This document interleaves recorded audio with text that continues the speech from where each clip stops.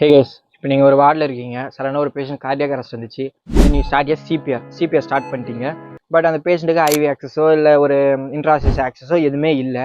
எப்படி ட்ரக் கொடுப்பீங்க? அதுக்கு முன்னாடி டெய்லி ஒரு நியூ திங் லேர்ன் பண்ணிங்கன்னா நம்ம பேஜை ஃபாலோ பண்ணி வச்சுக்கோங்க. எண்டோட்ரக்கியல் ரூட் ட்ரக் அட்மினிஸ்ட்ரேஷன். இந்த ரூட்டில் எமர்ஜென்சி சுச்சுவேஷனில் தான் ட்ரக் அட்மினிஸ்ட்ரேட் பண்ணுவாங்க. எப்படின்னா ட்ரக்ஸை இடி டியூப் வழியாக கொடுப்பாங்க. ஓகே, இது மோஸ்ட்லி சிபிஆர் பண்ணும்போது தான் இந்த ரூட்டை யூஸ் பண்ணுவாங்க. எஸ்பெஷலி இன்ட்ராவினஸ் ஆர் இன்ட்ராஆசியஸ் எந்த ஆக்சஸுமே இல்லாதப்போ ரூட்டை சூஸ் பண்ணுவாங்க. எல்லா மெடிசனுமே கொடுக்கலாம்னா நோ, அந்த மாதிரி கொடுக்கக்கூடாது.